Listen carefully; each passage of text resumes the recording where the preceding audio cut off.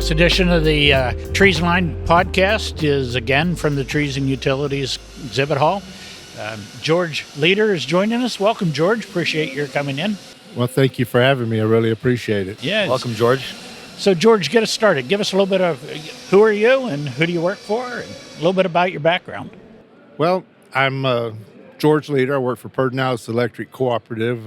We're in Central Texas, Texas Hill Country. About 80. Our footprint is about 8,100 square foot. Square miles. Square foot. Square miles, yeah. That's impressive. It's a small little thing. How can you be the largest? Anyway, no, it's 8,100 square miles, about 20,000 miles of line in 300 miles transmission, and then we got about 350,000 meters on the system. Wow. My background originally as a lineman, climbing the power poles, doing all the changing transformers, working transmission lines. And I did that from 1978 up until about 15 years ago. That's when someone decided I needed to learn how to do vegetation, which was great. So we've been working on this program for 15 years, and it's a tremendous program now. So, yeah. So what are some of the unique challenges there? And is it North Texas? No, it's Central Texas. Central Texas.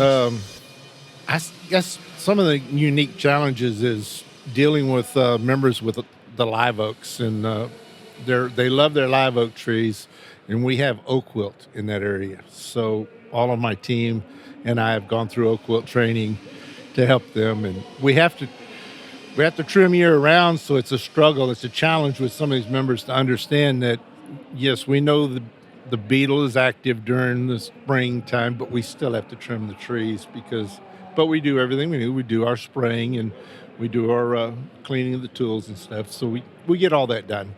So that's probably the biggest challenge. And the second biggest would be the membership. We've got probably 1% that we'll never satisfy. I don't care what we do. Yeah. Like my grandpa used to say, they'd gripe if they were hung with a new rope. That has to be a Texas saying. It is a Texas thing, yeah. Pedernales, I think we were talking a little bit before the recording that it is the largest co-op in the country, right? It's definitely the largest in Texas. Yep. And I would say probably if you go by land mass area, that would, you can put Massachusetts or one of these other smaller states within our borders. But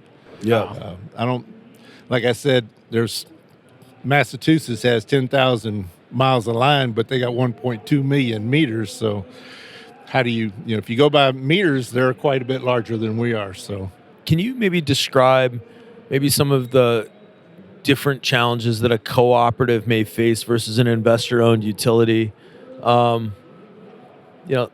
are some of the things that you guys maybe have to deal with? Maybe it's a regulatory thing or how decisions get made. What are some of the challenges as a cooperative do you have to face? Probably, I would say the challenges are more on the IOU than they are on the cooperatives. Okay. The cooperative model is made to more cater to the membership because we're member owned and we're nonprofits, so we're not looking at a bottom line on what we do. The main challenge for us is to maintain a reliable system at an affordable price for our membership. So whatever we don't spend goes back in for next year and then eventually gets back to the member as a dividend. Other than that, we still have the same regulatory challenges that the IOUs have and customer member challenges. But as a nonprofit, funding, your footprint is so big. Are budgets always, they're a concern for everyone, but in terms of being able to optimize your program and utilize technology, dollars have to be a concern. They are a big concern. Right. And we have built this program from the ground up, and we were reactive only. Just go out and fix whatever you find. When we first started this 15 years ago, and now we worked on trying to be as efficient as we can. We've got so many different programs going down to where we do mulching. We can mulch this, followed with herbicides, and we can spend 1/10 on the herbicides of what we would on the pruning. So that's a major savings, and being able to show that to our board and to our executive management that what we remove now saves us dividends in the long run because we never have to touch it again. So looking at that and then having Geiger mode LiDAR now, that's able to target where we need to spend the money rather than us giving a map to a contractor and saying, please go out there and tell me what we need to do. Now we have those locations, we send them out with a map and they get that done. So you've really moved away from cycle-based maintenance, right? It's on condition. Yes, we will. And if I have my way, we won't go back to cycle. This targeted is the way to go if you can afford the LiDAR. The biggest issue for co-ops is they can't afford some of the technologies out there. And that's one of my heart is to try to work with some of these co-ops, especially after I retire, to help them maybe come together in a coalition in some way to where they can join forces to get the technology. Geiger LiDAR, when it flies over one cooperative, it's picking up the other cooperatives around it as well. So if they all come together and pay a piece of that, then the cost can be a considerably less. Yeah, socialized model. Yeah, it's a great So idea. tell us about your LiDAR program. Yeah. Well, we've flown 3 times in the last 3 years. When we first started it, we had 12.8% of our 20,000 miles of line, which actually only about 55% of that has vegetation on it. But 12.8% of that was either in the lines, burning, or overhang. So we deliberately went after just those locations at first. And we're on our 3rd flyover. We just got the data back from it. And those locations went from 12.9 to 2.9. Because we're able to focus our finances there. Here's the other cool thing is I started out with a $12 million budget. I had $4 million about 5 years ago, and I had a good vice president over me at the time, and he's since moved on to bigger, better things. But he went with me to the board and got more money, and then I got $12 million. Then last year, I was able to give $1 million back because of what we did with LiDAR. Yeah. I was able to give another $1 million back this year because of the LiDAR program, which is a great benefit. So management is on board as long as I'm giving money back. So are you flying it every year, distribution and transmission? We're looking at right now, we've worked with IBM and a guy that's worked for them, his name is Jeff Garwick, was instrumental in putting together a predictive model where he can take the LiDAR and with algorithms looking at tree species, soil, history and such, be able to predict out where the potential tree issues are going to be next year and the following year. So we're looking at maybe not flying again for 2 years and just trying this predictive model. And maybe in 2 years we'll fly a satellite to kind of see where we're at with it. But that's the way I think the industry is headed, is to doing a predictive type program. So you went from 12.9% to 2.9% past due in some way. What happened to your reliability stats?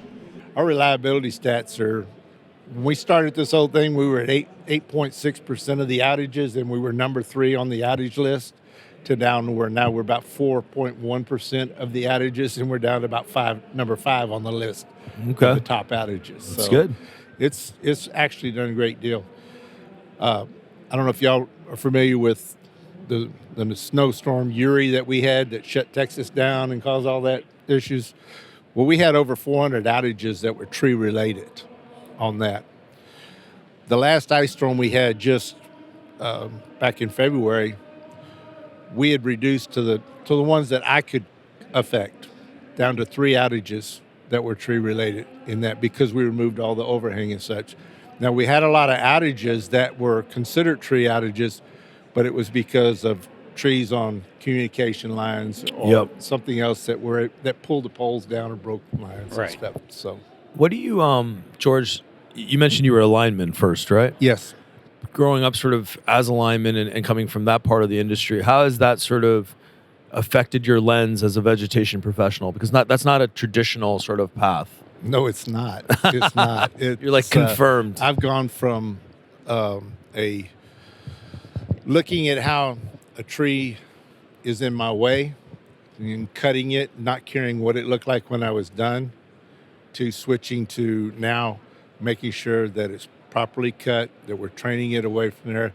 I've gone from not caring about trees at all to where I'm a big advocate. I'm a big advocate of trees now. Yeah. That's really great. I feel that a lot of our climate issues would be solved if we would quit cutting trees down and destroying the habitat. So, but I don't want to get on a environmental soapbox with you. So does Pedernales have environmental programs that tree planting or whatever? We do that. We work with our members, and we do, if they'll let us remove some of the invasive species off their property, sometimes we will provide them with a tree, depending upon the situation.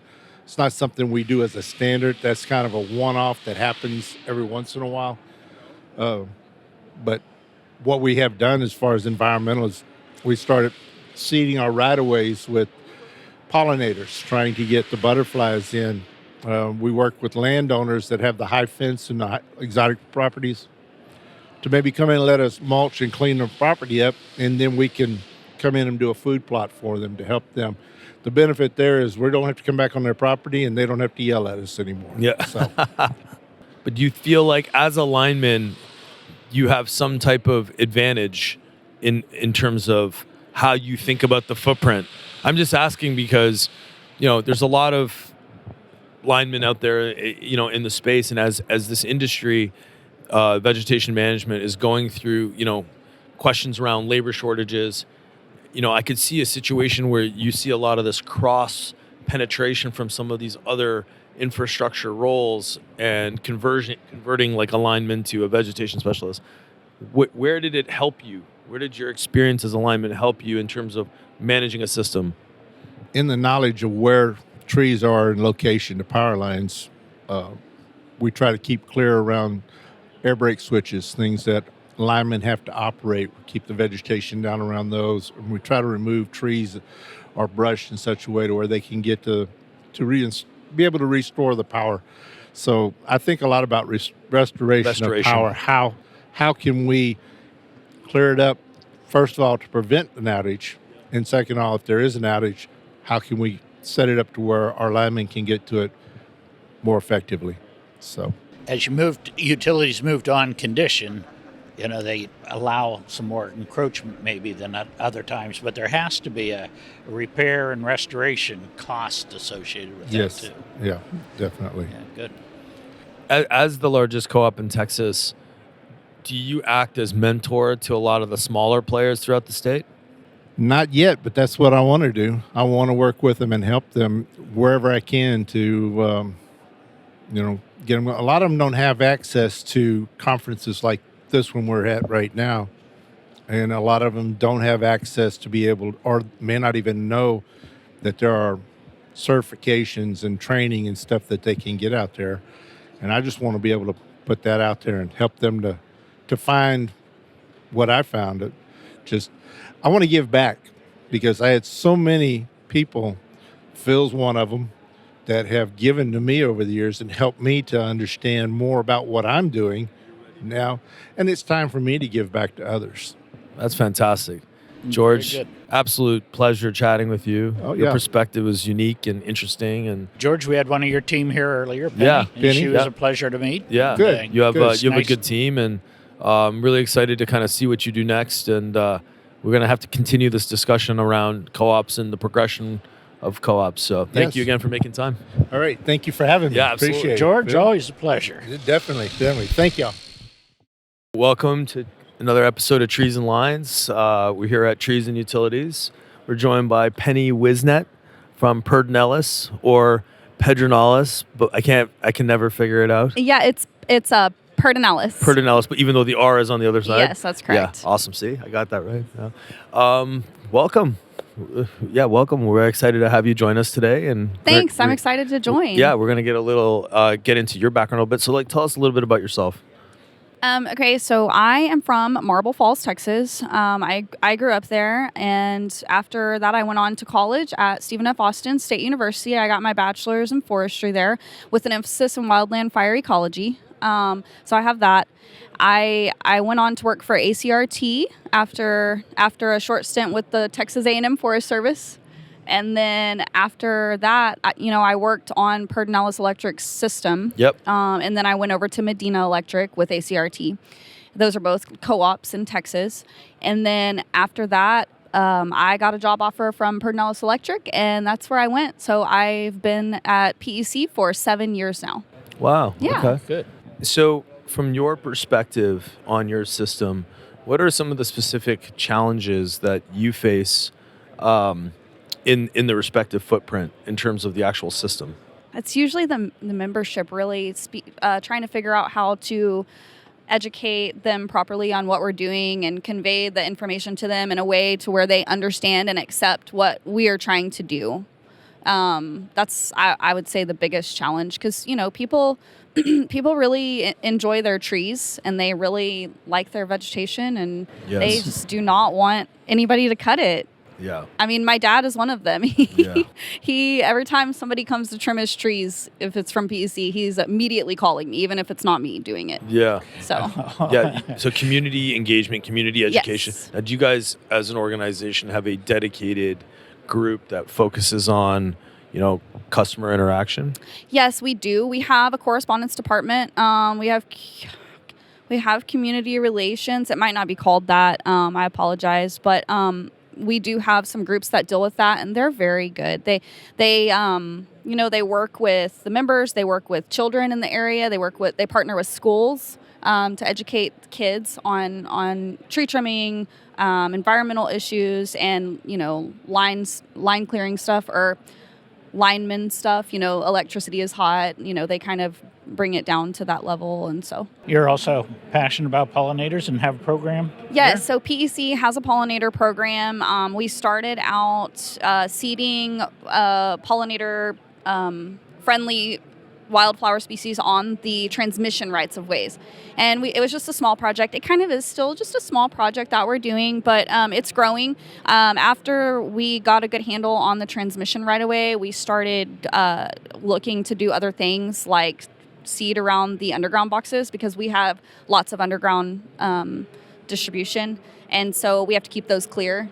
So we started doing some projects with that, and the membership really took to that, especially we have a retirement community in our service territory, and we did a special project with them where we went and planted wildflower seeds around their boxes and in some green areas for them. Oh, very cool. Yeah, that's a great idea. It was cool. fun.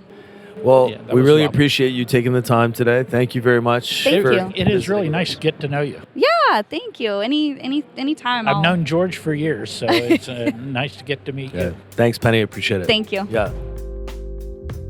That's it for this episode of Trees and Lines, brought to you by Iapetus Holdings. If you like the show, please give us a 5-star rating on Apple or Spotify. If you have any questions or comments on any of our episodes or ideas for topics or guests, we'd love to hear from you. Please contact us at treesandlines@iapetusllc.com. We'll chat with you soon.